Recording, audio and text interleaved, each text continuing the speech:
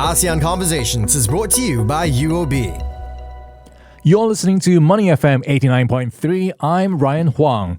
Welcome to this episode of UOB ASEAN Conversations. UOB has always positioned itself as both a connector and a catalyst, working with companies and governments to realize ASEAN's potential as a region.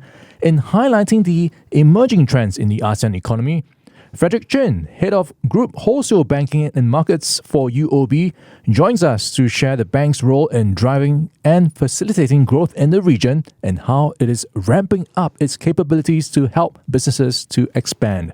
Good morning, Frederick. Thanks for joining us on the show. Good morning, Ryan. Thanks for having me here today. Yeah, so lots to talk about. And let's start things first with how, following nearly a century of globalization, a string of global shocks and the movement to confront climate change appear to be turning the tide. So some regions and sectors are de-globalizing faster than others.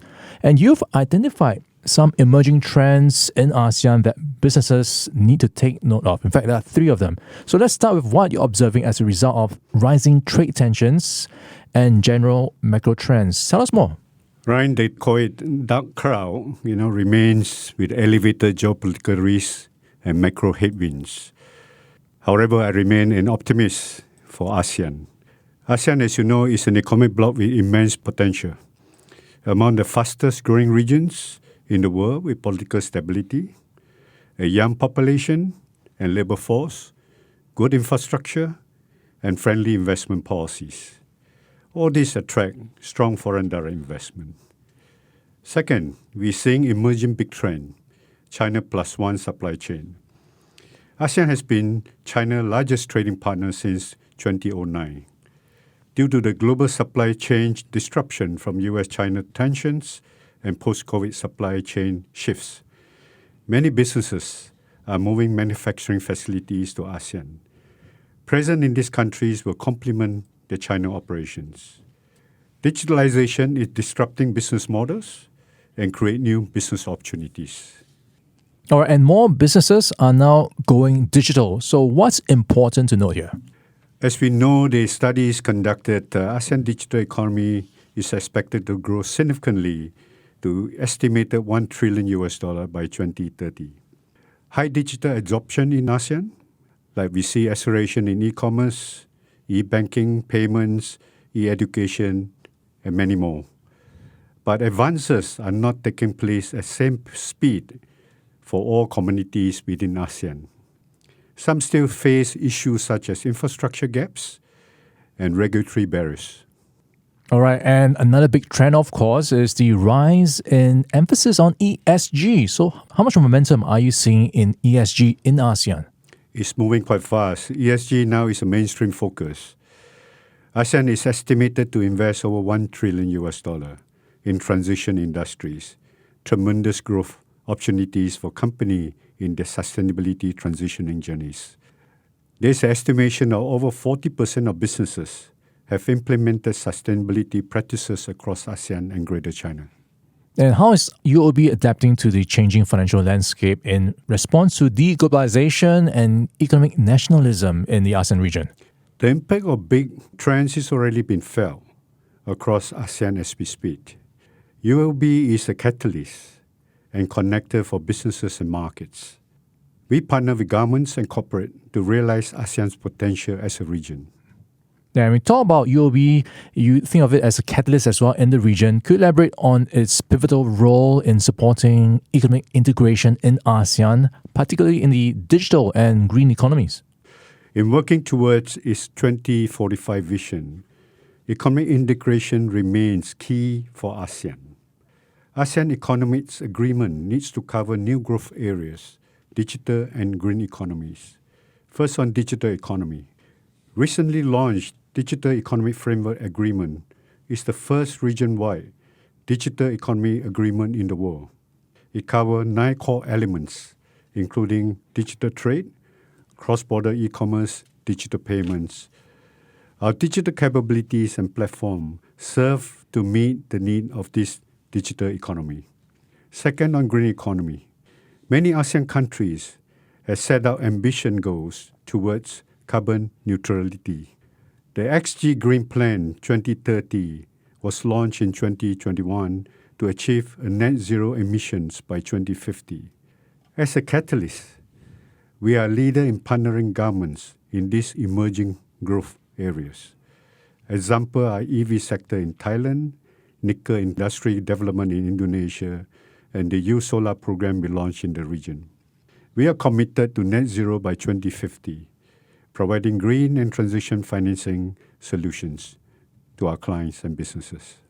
You talk about UOB as a catalyst, and we've also got UOB as a connector. So how does UOB leverage its deep roots and market knowledge to tailor finance solutions to the diverse needs of different sectors across the ASEAN region? At UOB, we see connectivity as a pathway to growth. Companies are diversifying the supply chains into countries like Indonesia, Malaysia, Thailand, and Vietnam. With our established network in ASEAN, we are strategically placed to support these businesses as they expand cross borders. We help them capitalize on the opportunities between Greater China and ASEAN and within ASEAN corridors. Because of our deep roots in ASEAN, local markets and sector knowledge, as well as extensive investment in our product capabilities, are ready to serve our clients. We can partner clients to pursue growth opportunities and help them overcome challenges that doing business in ASEAN present. All right, we're in conversation with Frederick Chin. He's the head of Group Wholesale Banking and Markets at UOB. Now, in the context of ASEAN's ambitious goals towards carbon neutrality, how is UOB actively contributing to the green economy and sustainability efforts? Ryan, you're asking very tough questions. As a leading bank in ASEAN, we have a duty to contribute to the region's long-term economy, social and environment well-being. We proactively engage our customers to influence their sustainability practices for long-term resilience and offer them sustainable solutions to help them make a difference in their own communities.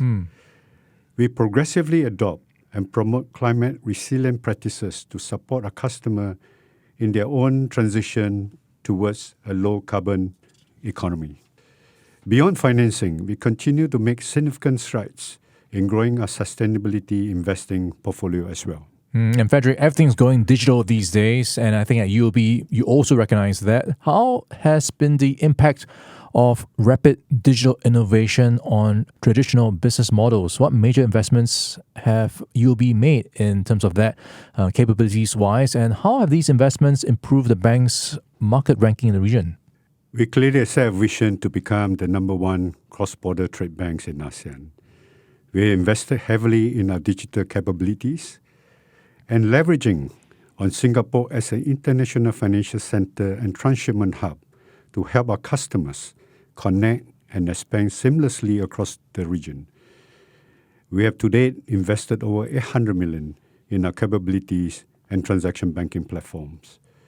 Our digital banking platform, UOB Infinity, is now live across 10 countries in the region. With expansion in our product capabilities in cash management, financial supply chain management, and trade services, we are able to help our customers to connect across the region.